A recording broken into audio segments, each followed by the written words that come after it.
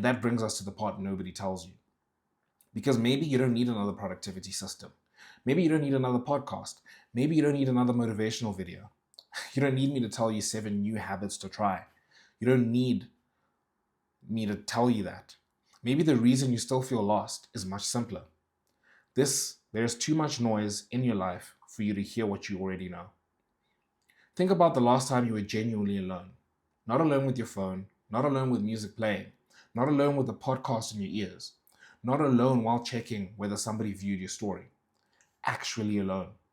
No input, no distraction, no one to perform for, just you. How long would it take before you became uncomfortable? 5 minutes? 10? Because I think that discomfort is trying to tell you something.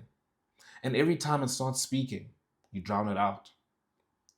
There's this one saying I won't forget hearing from Chris Williamson's podcast, and it was, the answers you're looking for are in the silence you're avoiding. Just sit with that sentence for a bit and you're like, wow. I know for me, I was like, man, that is so true. I'm looking for, how do I fix this? How do I fix that? How do I actually start living a life I want to live, etc., etc. And simultaneously, I cannot sit and do nothing. I don't like going for a walk and not having music in my ears. I don't like just sitting and doing nothing. It's just, I don't know. It's because I'm Gen Z. We've grown up in this attention seeking society where our attention just constantly needs to be glued on something all the time. Probably because of that. But it's no coincidence that in our generation we also have the biggest identity crisis we've ever had, the most purposeless generation we've ever had.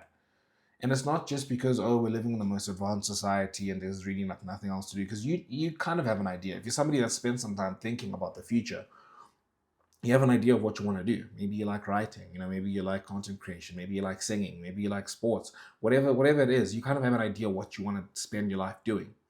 The problem is that we don't like sitting with ourselves, because then we have to confront ourselves. And I know it sounds like some philosophical, airy-fairy thing, but genuinely think about it. When was the last time you actually sat down with yourself and did nothing? I'm not talking like, oh, you're doing chores or you're doing something specific, or you're waiting for somebody and you're like doing nothing. I mean, like, it's a Saturday, you could be on your phone, you could go out and do this, you could whatever. Just sit in your room, stare at the blank wall for 10 minutes, 20 minutes, 30 minutes. It's inconceivable. I know for me it's inconceivable. It feels like something I have to like write into my schedule, right? It's very similar to like how, we carve time to deliberately go to a place where we can lift around heavy things because we don't get enough exercise in our lives. Whereas, hundreds of years ago, people's jobs and people just living like required them to be active. But now we have to physically carve time out to lift hard things and like challenge ourselves physically because we don't get it enough in our lives. Similar thing intellectually. Back then, there weren't phones or anything, so people had to sit with their thoughts. Had to sit and chat to people. Maybe there wasn't anyone. Like, what did you do? Think about when you were a kid, man. I think we are the last generation. Like, if you're around my age, like early 2000s, we're the last generation to kind of have a childhood where, for at least a portion of it, we didn't have phones as our primary form of entertainment. I remember Saturday morning would come, and I mean, dude, like 8 a.m., I'd have to wait. Like, my mom would have to give me permission to get out of the house so I can go, find my friends next door to play with. And I remember like waiting. Then there'd be times I just sit in my room and I'm like just waiting. I finished eating. There's not really much to do. I'm sitting there. I'm like, can I go outside now? And you wanted to go outside because you wanted to do stuff. But there was no, oh, let me wake up. Like, I know my little brother because he's born 2010. Saturday mornings, man, flip. You eat and then he's on his phone. You go and you eat breakfast and you go get on the PlayStation and play with his friends. That was it. There wasn't like this. There's no chance for boredom. And we lost a lot of things in that, because when you're in that boredom, you're forced to confront things about yourself. You can't numb it or just forget about it. And maybe that's that same cycle you've been running. And it's interesting, right? When you're somebody that's on self-improvement, and that these things kind of come to a head with themselves, right? Because if you weren't on self-improvement, if you didn't care about where your life was going in terms of like, oh man, I want to become this, and that, you were just kind of just following kind of the status quo, you wouldn't care too much about these things, right? Because yeah, I'm in a job. It's the weekend. I'm just gonna use it to do what I want and go back to my job. Like there's no, nah, dude, like 10 years from now, I need to be financially free. I need to have this, and that. I need to be in this place, whatever. There isn't that constantly nagging at you. But the thing is, you do, like you have that. If you're on self-improvement, that thing is constantly nagging at you. But then now you're like, why can't I get myself to do the things I want to do? Why can't I actually do the things that I've set out to do? And now it's like, hey, maybe it's because you don't get to sit by yourself. You don't allow yourself to sit by yourself and do nothing. Because we should be able to sit down for 30 minutes, stare at a wall, and just sit alone with our thoughts. We should. But we don't really do that as a generation. We're just not capable of that. I mean, it's very difficult when you're fighting the phone, and you can't really 1v1 your phone. And I've spoken about this on another video, but like again, your environment is very important. Like you can't fight against a phone it's been getting engineered for like 20 years with the best engineers in the world getting paid hundreds of thousands, millions of dollars a year to just solely figure out how to make your phone more addictive. People on YouTube paid to figure out how to make this thing more addictive, how to keep you on YouTube longer. Same with TikTok and everything. You can't fight that yourself, right? But a question you got to ask yourself is, what are you so afraid of in the silence? Like just genuinely, like just introspect on that. You're like, what do I hate so much that makes me not want to sit with myself for a bit? What is my brain so scared of? And it's never going to be anything that's just like, oh man, I'm scared. I'm going to think about how inadequate I am or whatever. It's not something that's just like, oh, you're scared to sit by yourself because it's something so dumb. Like it's something more subconscious, but you can't really figure it out until you just sit, like, and actually observe your thoughts. Like, what's going on here? Why is this uncomfortable? Because you're gonna sit and it is gonna be uncomfortable, and you're gonna be like, at first you're gonna be like, no, it's just because I'm bored. But it's like, no, it's not just because you're bored. Sit further and just be like, what don't I want? What do I hate so much about this? Well, I think that's important for you, and that's just for yourself.